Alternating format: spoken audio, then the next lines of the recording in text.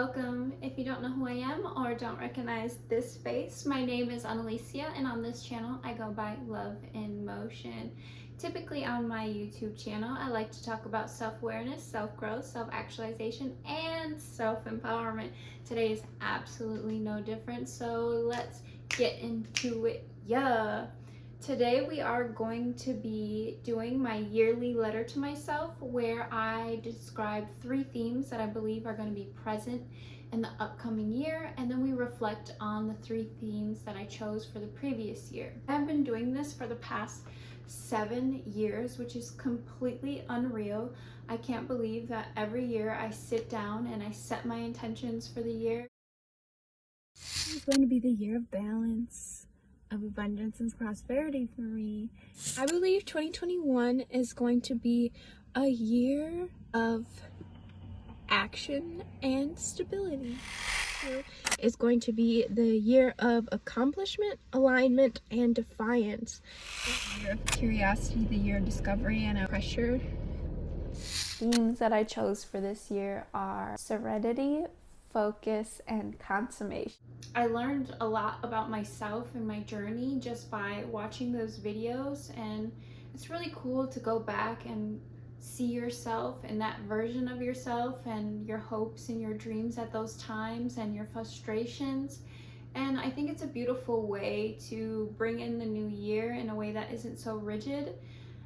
Because having resolutions sometimes can be frustrating when you don't accomplish them. So for me, as an intuitive person, I like to do this as more of what I am seeking from the new year and what I believe is going to be present in the new year, just because I am somebody who does so much work on themselves and kind of has an array of different things going on in my life, and somebody who feels like they constantly need to be connected to themselves. This really helps me find an equilibrium. We are going to be talking about this previous year, and then we will go into the new year and what I believe my themes for the new year will be. So for 2024, the words that I chose and my themes that I chose: serenity, focus, and consummation. And the reason I chose those 3 words is I was going to be going to flight attendant training, and I knew that in the past when I recorded the video. So being a flight attendant was a big part of that. I really envisioned myself working on a lot of projects and consummating them. That's the reason why I chose that word, because it's when you put your stamp of approval on them. And I truly believe that I was going to be finishing a lot of projects that I had started in the past, like things like my book, my business, and even this channel. And I really did put forth all my effort towards making content for you guys, even when I was going through really tough times and I didn't record as much as I wanted to, but I still uploaded once a month, which to me is an accomplishment in itself. I think that's really awesome, really amazing. But obviously there's always room for improvement, and for doing this for only like a year and some change, I do believe that I was able to really get something going here. And I may not have a lot of followers, but I really am proud of committing to this channel, even when I feel like no one's watching, or that it's kind of useless in a way, because it's not really garnering me money or anything like that. But it does feed my creativity, and I love that. And then focus, the reason why I chose that word is because I just really wanted to dial in and focus on myself and the things that were important to me, like those projects. And I really wanted to get things more into fruition than they already were, and I wanted to continue to water the seeds that I've been watering for years. And then serenity was the last word that I chose, and the reason I chose that is because in previous years, peace was actually one of my words. Life has been really crazy in general. My family is kind of big and kind of crazy, so I always felt like I was carrying other people's kind of stuff. And I think in that year with the word peace, I learned how to separate myself from others. And I'm doing that now in reflection, looking back on that year. I believe that was for 2021. I had to take on a lot of responsibility for my family at that time because my uncle had passed away. I basically planned the whole funeral. I did have help from other family members, but I took on probably the most out of that situation. I raised all of the money and I did the benefit for him because he didn't have life insurance. I made sure that the funeral was what it needed to be, all of that stuff. I went to the church, I picked the songs, all of that stuff. I did the eulogy. Okay, I feel like I'm talking a little too much about this, but that's something that I did do. And then this year, serenity, because while you can have peace, there's still kind of chaos other places, and you can retreat to your own space, but how do you remain that peaceful way when the waters are crazy, when there's so much going on? And I do think that this year I really, really, really did find a level of serenity that I've never had before. I suffer with severe anxiety, and I have majority of my life, if not all of my life. And it's something that has completely debilitated me, has affected all aspects of my life, and something that I've had to work through so intensely. And this year, I really feel like the whole year was essentially exposure therapy. I was a flight attendant for 6 months, and the training was really hard on me. My grandma had passed away in January. A few weeks later, after the funeral, I had to go straight into training, and then I was already mentally struggling because I was financially struggling, and I was away from my family. I was trying to get over a breakup while having a new breakup with somebody else, and I was just all over the place really mentally, and trying to figure it out. But into the flight attendant training, like, there's so much intensity within being a flight attendant. Just the training alone was really hard on me because I was really still grieving, because my grandma is probably the closest person to me that I've ever lost in my whole life. She has been such a huge part of my life. When I say huge, I mean huge part of my life. Most of my happiest memories were at my grandma's house. Like, I associate so many good things with her. She was crazy, she was rude, she was lovely, she was sweet, she was kind, she was giving, she was all of the things. She was big, she was emotional, and so many of my attributes are because of her, and I attribute to her. So losing her was probably one of the hardest losses. Well, it was the hardest loss. I mean, obviously when I lost my uncle, that was a lot, and I've also lost another uncle, but yeah, I was just really close to her like all my life, and it was really hard to go through that, losing her. And then also I was like, okay, we're gonna take a moment. It's okay. I think I'm gonna keep this in just because I think it's important to self-soothe, because emotions run high, and I'm somebody whose emotions run so high.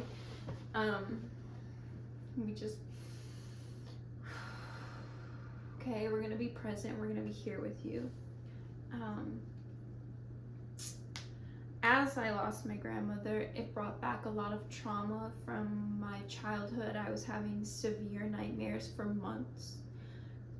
And I was kind of having them about stuff that happened to me when I was a kid, and I had to address it and bring it all up and drudge it all up, and it's probably some of the most painful, hurtful things that have ever happened to me. And I have been in a abusive relationship, and this was kind of almost harder than that, and harder to accept because of the circumstance. You really don't know what people are going through at all whatsoever, because on the surface it was like I had all of these life changes happening. I become a flight attendant, that's really exciting. I got stationed in San Diego, which is a beautiful area. and I was living life. I was trying to get transferred into Phoenix, and I was really excited about being a flight attendant, but it was really hard. I didn't adjust to it well right away. I was really hard on myself. I don't like being bad at things, so I had to learn how to like ebb and flow with not really being good at something and being a beginner at something.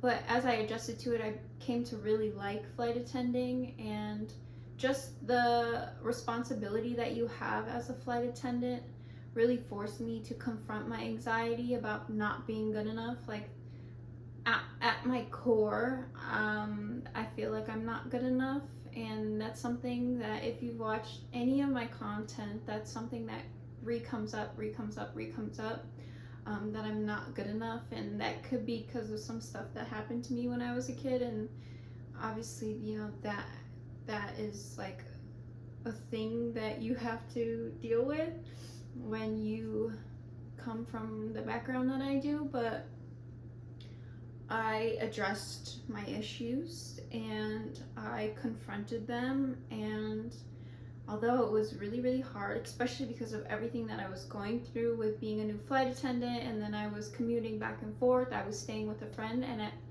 one point I ended up staying in my car. So I was showering on the beach, I was staying in my car on a mattress that would never blow up. It would freaking deflate every night. And I was scared to death to be in my car. One of my deepest fears is to get kidnapped. Like, one of my deepest fears is to get kidnapped. And so I had to also like confront that. So this year was like a lot of shadow work and like really getting to the root like of my problems, I guess, of my trauma. Like, I feel like I came to the head of everything that has ever happened in my life and kind of got to the root of it. And it hasn't been easy. It was not easy. So I do believe that I got this level of serenity after kind of going through this exposure therapy, and I feel like I was at the final boss of my trauma, just like fighting away at these beliefs that I have inside. And I do think that I've come out on the other side better. I don't think that I'm completely healed. I don't know when I will get to that point, but I think it's almost like way mature of me to say that, because I don't know that I've ever fully admitted that to myself. But obviously these are things that I may struggle with for my whole life, but I do know that I am a lot stronger, a lot more resilient, a lot more aware than I was 1 year ago. And while I don't feel like I accomplished a lot, in a lot of ways I do feel like I regressed. You know, I quit my flight attendant job. I'm doing 1,100 different jobs to make ends meet right now. What I do know is that I was there for me. I did the work for me. I saw my shadow and I put light on it. And I nurtured and cared for the little girl that's inside of me. And that is something to be proud of. Truly. I truly believe that. So serenity, and then the focus part, like, I do think that I had to learn how to focus more on the positives than the negatives, because in all of the situations that I've been in, like, living in my car was kind of crazy. It was kind of crazy. Like, let's be real, like, it was kind of crazy. And I had to learn how to not focus on so many negative things and think about the positive things. Like, I did a lot of like soul searching at that time, because I had a lot of time to myself, because I was in my car alone, you know what I mean? And I did lean on a lot of people, like my best friend and, you know, family members, and I really did lean on people, which, thank you, if you're watching this, thank you, but I did have to spend a lot of time alone, which I'm used to. I like being alone for the most part, but I did a lot of things for myself. I started working on my book again. I went to the beach, I'd hula hoop, I'd read. I do a lot of stuff for myself, which I still do a lot of stuff for myself. It might look a little different. Like, now I like to go dancing, or I'll take a yoga class, or I'll spend time with myself. I'll put on fuzzy socks, lay in my bed cuddled up, you know, just stuff like that. Take myself out to eat. But at that time, I was doing a lot for myself to keep myself sane. And yeah, I had to change and shift my focus. And then consummate, like, after I just said all of what I just said, like, I really feel like I took on the final boss of my trauma, like, for real, like, dead ass, like, for real. I fought the final boss and I came out on the other side. So that's kind of this past year. Hopefully it's not too everywhere. I feel like I was kind of just like spewing word vomit. So let's get into the new year, 2025. I can't believe it's going to be 2025. That is so crazy. I cannot believe I'm the age I am. I am 28 years old, you guys. That's so crazy. I feel like a teenager sometimes. All right, so I did make a vision board. I don't know how well you can see it, so I'm just going to pretend you can, and I'll cut if I need to. Last year when I made my vision board, a lot of it was about love, L-O-V-E. Like, I was like, oh, I want to be in a healthy relationship, blah, blah, blah. Let's talk about that for just a moment before I get into 2025. So I said that I feel like I took on the final boss of my trauma. I also have a lot of trauma surrounding romantic relationships. My first relationship that I was ever in was extremely abusive, where, you know, I had 2 black eyes, I was getting knocked in the head, had knots on my head, being told that I should get beaten with a spiked bat, like, very, like, visceral, horrible, terrible things, being cheated on. Yeah, just like a horrible experience in general. And that happened in my formative years. I was with that person for 4 years. And that took me many years to get over, many of years. I feel like I was 25 when I actually felt like, okay, like, I'm not super traumatized anymore. And then, I met my ex-boyfriend, and we were together on and off for like 2 years, but we were really together for like 6 months. And he had a whole another girlfriend. Guys. Isn't that crazy? But I will say he treated me the best out of any of the relationships I've ever been in. He was there for me. He was very emotionally supportive, and I'm grateful for that. I talk about that in my previous video for 2023. But for 2024, I was in a situationship with a man who felt like another final boss. The final boss of avoidant attachment mother effers, because I got anxious attachment. But only when I'm triggered, okay? Only when I'm triggered. And clearly I was triggered because this man was very avoidant. But he was so good with his words. I ate it up. He just had nothing to show for it, which is what it is. And he wasn't very fully transparent. So as all of this is going on, Annalicia here is obsessed with one man this full year. And I also had to address that, because I will never put myself in that situation ever again. I will run the next time an avoidant man comes near me. I don't know if, you know, I've said this previously. I've been in avoidant relationships plenty of times. Before my ex, the one that had another girlfriend, that one, I ran into a lot of avoidant men, probably because I was emotionally unavailable because of my trauma that I probably didn't get over until I was like 24, 25. Even though I had some like smaller relationships in between that time that were like fine or whatever. But yeah, he triggered me like no one has ever triggered me ever in my life. Oh my god, he was the final boss of avoidance. Even though I've dated somebody who's more avoidant than him, I don't know how that's possible.